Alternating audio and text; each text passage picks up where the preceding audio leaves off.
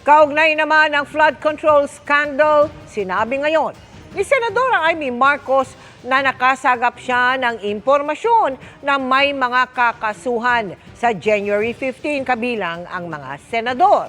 Pero pinagbawalan umano silang mag-ungkat kaugnay ng mga nasa matataas na posisyon.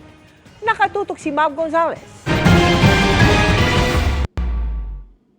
Ilang senador at kongresista umano ang makakasuhan kaugnay ng maaanomalyang flood control project sa January 15, ayon sa nabalitaan ni Senador Amy Marcos. Ang balita, January 15, ang charges against certain senators will be filed. I understand they have already drafted against Senator Jinggoy, Senator Joel, and former Senator Bong Revilla. Pagkatapos ang balita ko, meron na rin daw against Congressman Garjola, Congressman Yap, and his brother, Congressman Yap as well. Pero alam ko na pinagmamalaki na kompleto na daw yung ebidensya at pwede na daw i-file. Kinukuhanan namin ng pahayag ang mga nabanggit na mambabatas. Sa nasagap ni Senator Amy, wala pang direktang ebidensya pero inihahanda na rin umano ang kaso laban sa ibang senador. Kaya tanong niya, bakit Senado ang napuntirya? Sinasabi din, wala raw sa ngayon direct evidence linking Senator Cheese, former Senator Nancy, former Senator Grace, and Senator Mark Villar. At hinahanda daw yun. Bakit naman ganito lahat ng senador? Akala ko yung flood control ang pinagmulan doon sa Kongreso at sa Speaker's Office, sa small BICAM. Bakit nauwi sa Senado? Parang sobrang diversion na to. Balita rin daw ng senadora, bubuwagin na ang ICI o Independent Commission for Infrastructure sa February 1. Ang balita ko, February 1 ang pinapakong date na i-disband na raw yung ICI. Ayun. Wala nang ICI. Kung sa bagay, nag-resign na lahat ng member pero wala pong maliwanag.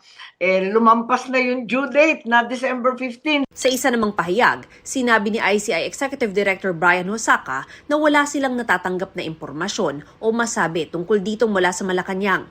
Dismayado rin si Senador Marcos dahil pinagbabawalan na umano silang mag-ungkat ng mga nasa mataas na posisyon sa mga pagdinig ng Senate Blue Ribbon Committee. Ang alam daw niya, bawal na sabihin mula kay dating House Speaker Martin Romualdez pataas. Mula nung tinanggal si Senator Marcoleta, pinipigil naman kami talaga na wag aakyat hanggang sa mabababang posisyon lamang ng DPWH, hanggang sa mga kontratistang pinag-utusan. Mga big time, ayaw banggitin, pinagbabawalan kami. Tapos na yung 1 minute mo, yung 10 minutes mo. Puros ganon. Kaya sa totoo lang, surrender na ako. Wala na talagang mangyayari rito. Moro-moro na lang to. Si Speaker daw, si Bonjing, nako, sabi si Speaker daw hindi daw guilty. Pagkatapos hindi binabanggit, walang binabanggit, si Saldi ko lang. Parating hindi binabanggit yung mga taga-palasyo kahit lumilitaw ang pangalan nila. Hinihinga namin ng pahayag sina Senate President Tito Soto at Blue Ribbon Committee Chairman Ping Lacson. Samantala, wala raw duda si Senator Amy na may panibagong impeachment case laban kay Vice President Sara Duterte sa darating na Pebrero pag naglaps ang 1-year bar sa impeachment filing. Suspecha pa ng senadora, gagamitin ang 2026 national budget para sa pamumulitika. May nakaabot pa raw na impormasyon sa senadora na napangakuan na umano ang ilang kongresista ng soft pork, bagaman hindi niya masabi kung para ito suportahan ng impeachment ng bise. Magiging cleanest budget, naging sneaky budget naman to.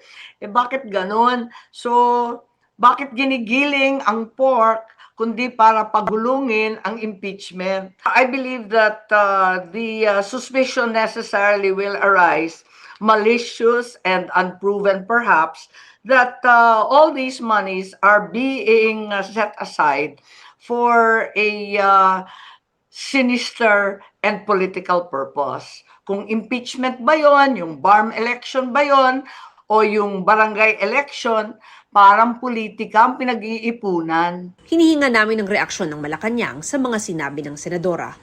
Para sa GMA Integrated News, Mav Gonzalez, nakatutok, 24 oras.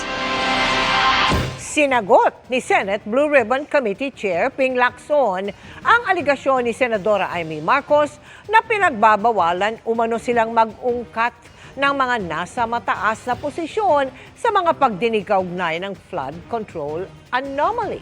Ang sabi ni Lacson, bilang respeto sa lahat ng mga senador at staff ng Blue Ribbon Committee, pinipili niyang huwag bigyan ng importansya ang sinabi ni Marcos. Dagdag ni Lacson, ang komento ng senadora ay hindi patas, hindi totoo at walang basihan.